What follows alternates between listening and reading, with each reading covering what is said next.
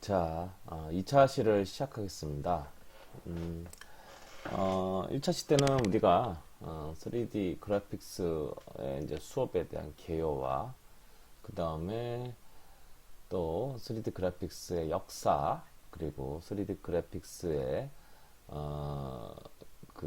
얼마나 발전했는지에 대해서 우리가 배웠습니다.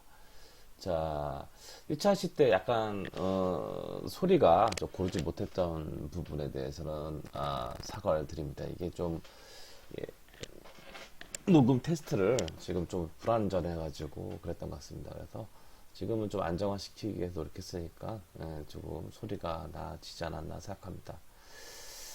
그래서 그 1982년에 트론과 그리고 2010년에 트론을 비교해서 이게 얼마나 3D가 삶에서 얼마나 변했나 이렇게 얘기했죠. 근데 2010년에 트론도 이미 10년 전 겁니다.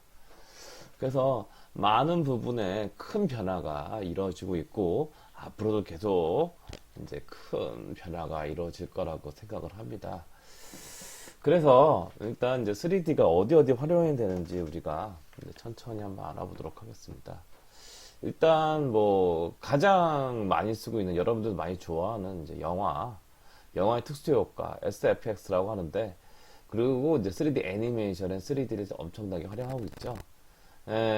1964년부터 시작돼서 지금은 이제 커머셜 필름, 극장용 영화의 특수 효과를 나타내고 잘 때 복잡 현상을 선명하는 필름들이 널리 사용되고 있습니다. 그렇죠? 어떻게 보면 없는 도시를 만들거나 없는 재난을 만들거나 없는 싸움을 만들거나 군인들이 엄청나게 나올 때 그런 거를 이제 카피해서 계속 랜덤을 걸어서 계속 이제 그 반복 재생을 시켰던 그런 경우도 있죠. 그런 가장 그런 컸던 게 이제 그런 CG가 어떻게 보면 이제 반지의 제왕 같은 경우에도 그런 CG를 많이 활용했죠. 그것도 이제 10년이 넘었는데요. 그대로 그 2000 그래픽보다는 훨씬 이제 사실적입니다. 그렇죠. 3D 2차원의 그 평면적인 느낌보다 3D로 나와서 빛과 그 다음에 재질감과 그 다음에 그림자를 이용하고 배경을 이용해서 훨씬 사실적으로 만들어져서 어르신들은 아직도 저게 사실인지 아니면 저게 이제 또 아니면 가상인지를 헷갈리시는 분도 많이 계셔요. 하지만 우리는 거의 3D 그래픽스 기술이 많이 발전해서 이제 그 사실처럼 이제 나타나는데 많이 사용하고 있죠. 그래서 3D는 영화, 게임, 예술, 시뮬레이션, 설계 등 많은 분야에서 점점 그 활용비를 넓혀가고 있습니다. 그래서 이제 터미네이터 액체인간, 주라기 공원들의 공룡들, 스타워즈의 여러 가지 생명체, 아나콘다, 뱀, 어떻게 보면 그 큰 그런 크리처들 뭐 도저히 못 만드는 것들을 3D 그래픽스로 만들어서 만들죠. 그리고 재난들, 뭐 쓰나미나 회오리나 뭐 번개 이것도 3D로 만들어내죠. 그래서 그리고 또 그런 것 중에서도 또 이제 3D 애니메이션도 여러분들이 많이 관심이 있을 텐데 어떻게 보면 2D 애니메이션, 이제 일본 애니메이션, 2D 애니메이션이 강하죠. 그리고 또 디즈니의 이제 2D 애니메이션에서 그거를 지금 이제 3D 애니메이션 하는 작업들이 많이 했죠. 그래서 3D 애니메이션, 장편 3D 애니메이션 최초는 아무래도 토이스토리라고 얘기할 수 있죠. 그리고 베어울프라는 영화가 있었어요. 베어울프. 그것도 이제 10년이 넘은 건데, 그 베어울프라는 영화에서는 아예 그 안젤리나 졸리라든지 그런 이제 여러 헐리우드 배우를 3D로 완전히 재현을 해서 감정까지도 3D 그래픽으로 재현을 해낸 그런 경우가 있죠. 또 가장 또 그런 것 중에 하나가 또 아바타 같은 경우에도 이제 어떻게 보면 헐리우드 배우가 아니라 헐리우드 배우의 얼굴을 가지고 헐리우드 배우들이 뛰어다닌 게 아니라 헐리우드 배우들이 그 얼굴만 차용해서 3D 애니메이션으로 만들어서 나오는 작품들도 꽤 많습니다. 물론 아직까지는 그거를 번갈아 가서 합성 위주로 만들어내는 케이스가 많죠. 예. 그래서 3D 애니메이션, 그러니까 3D 이제 그 활용도라는 사진을 보면 이런 식으로 모션 그래픽. 자, 이런 식으로 포인트. 자, 여러분들 이걸 보시면 뭔지 모르겠지. 이걸 보시면 얘 3D 그래픽 할 때 나중에 여러분들 UVW 맵 할 때 마찬가지로 이렇게 포인트를 정해줘서 여기다 이제 합성을 하기 위해서 이렇게 포인트를 지정해 놓은 겁니다. 그리고 이 포인트에 따라서 모션 캡처가 가능할 수 있도록. 자, 그냥 일반적인 사람인데 좀 키 큰 분이시겠죠? 좀 키높이 구두를 신으신 것 같아요, 제 생각에는. 그런 분이 이제 일반적인 사람을 놓고 이렇게 이제 CG를 이용해서 애프터를 보시면 이와 같이, 자, 이렇게 이런 식으로 얼굴 입혀놓고 표정도 입혀놓고 여 뒤에 있는 엑스트라들도 이렇게 띠를 두르고 옷을 입어놓고 여기다 이제 합성을 해서 3D 그래픽 모션 캡처 기능을 이용해서 모션 트래킹 기능을 또 이용해서 이렇게 합성을 해가지고 이렇게 작업을 하는 케이스입니다. 자, 이렇게 보면 실제적으로 이렇게 보면 이렇게 애니메이션이, 자, 이렇게 CG가 입혀진 저스트 리그스 비주얼 이펙트를 이렇게 한 거죠. 자, 엄청난 CG가 많이 들어간 거죠. 자, 그래서 여러분들이 좋아하는 CG가 있죠. 여러분들이 좋아했던 어벤져스 엔드게임, 여러분들 다 봤을 거라 생각해요. 어벤져스 시리즈 중에. 어벤져스야말로 CG의 어떤 극대화를 했던 영화라고 생각합니다. 처음부터 끝까지 CG죠. 자, 그 영화에 대해서, 설명을 아주 잘 해놓은, 어벤져스 엔드게임 CG 잘 해놓은, 그 유튜브 채널 중에 비맨이라는 유튜브 채널이 있습니다. 거기서 어벤져스 엔드게임에서, 우리는 CG가 이렇게 만들어졌다. 라고, 이제 이렇게 오픈한 거 있어요. 그거를 한국말로 비맨이 아주 잘 적용해서 축약한 동영상이 있습니다. 이거를 잠깐 우리가 보도록 하겠습니다. 그래서 우리가 CG가 이렇게 응용됐구나. 이게 CG였구나. 여기서 CG였구나. 그를 우리가 한번 볼 수 있는 거를 한번 보도록 하겠습니다.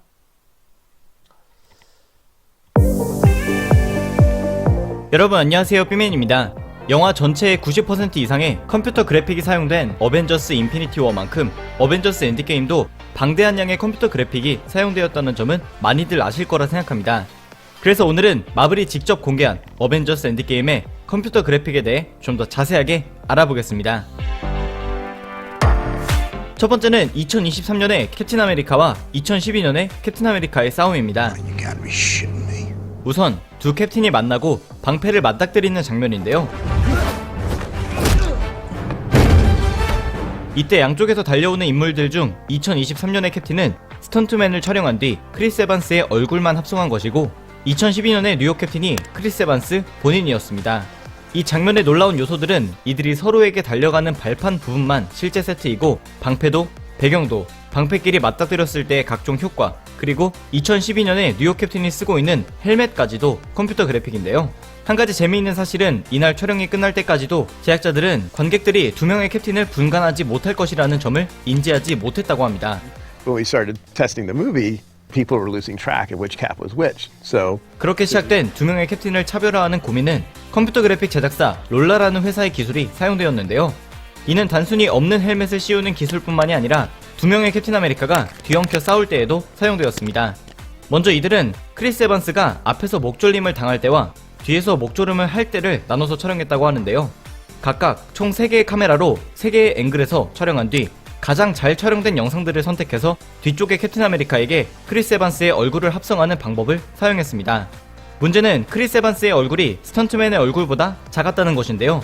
결국 촬영본의 스턴트맨의 얼굴을 컴퓨터 기술로 꾸긴 다음에 그 위에 크리스 에반스의 얼굴을 덮어 씌우는 방법을 선택했다고 합니다. 한편 이 두 사람의 싸움이 벌어지는 스타크타워 내부도 제작자들의 굉장한 노력이 필요했는데요.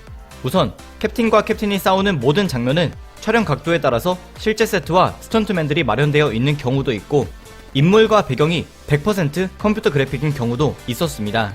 관건은 실제 촬영과 컴퓨터 그래픽 영상이 어색함이 없이 이어지게 하는 것이었다고 하는데요.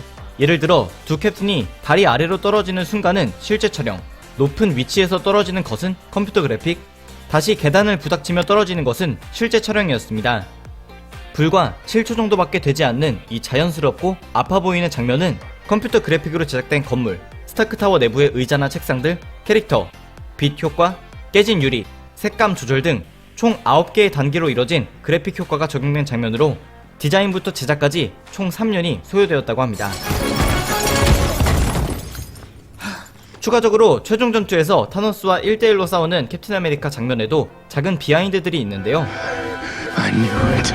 우선 캡틴이 처음으로 타노스에게 멸니리를 던지고 나서 받는 장면은 순간적으로 움직이는 카메라와 크리스 에반스의 모션만 사용해서 멸니리를 잡은 척을 하는 것이었고,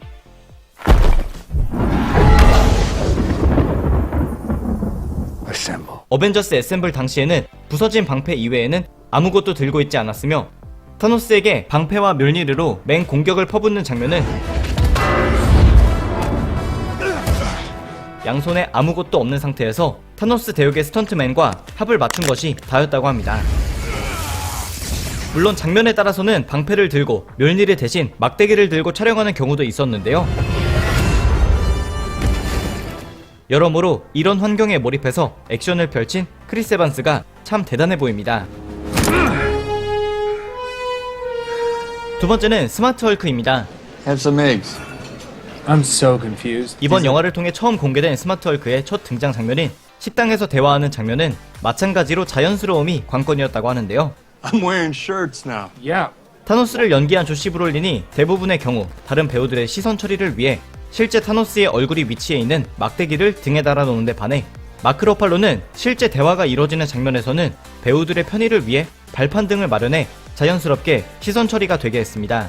배우들을 위한 제작자들의 배려를 또 느낄 수 있었던 점은 당연히 팬케이크마저도 나중에 CG로 덮여 씌울 예정이었지만 온전히 마크 러팔로의 연기를 위해 세트에 배치된 것이라고 하는데요.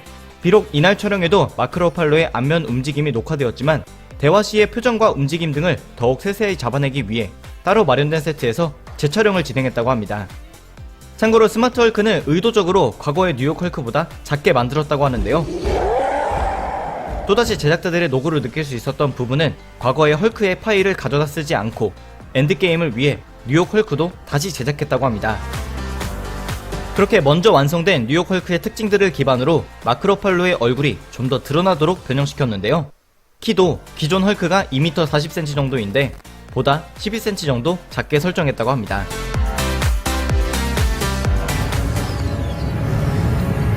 세 번째는 타노스입니다.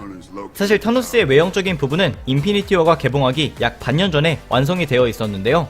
이는 디지털 도메인이라는 제작사가 전담으로 한 것입니다. 이들은 타노스라는 캐릭터의 조시 브롤린의 얼굴을 담기 위해 총 60개의 카메라와 조명으로 가득한 방에서 조시 브롤린의 얼굴과 표정에 따른 움직임을 기록했습니다. 문제는 타노스와 조시 브롤린의 중간 지점을 찾는 것이 힘들었다고 하는데요. 마블 쪽에서도 납득할 만한 기본 비주얼이 완성되자 이제는 실체에 가까워지도록 얼굴에 주름과 모공 등을 추가해서 실제 피부와 같은 질감을 표현해냈습니다. 그리고 나서 60개의 카메라로 저장해둔 조시 브롤린의 안면 근육 데이터를 삽입해 조시 브롤린의 표정으로 움직이는 타노스의 얼굴이 완성되었는데요. 하지만 일부 표정들은 타노스의 얼굴로 표현했을 때 강렬하다는 느낌이 없어서 데이터를 조정해서 더 강한 느낌을 주고자 했다고 합니다. 이렇게 타노스의 얼굴이 완성되자 이제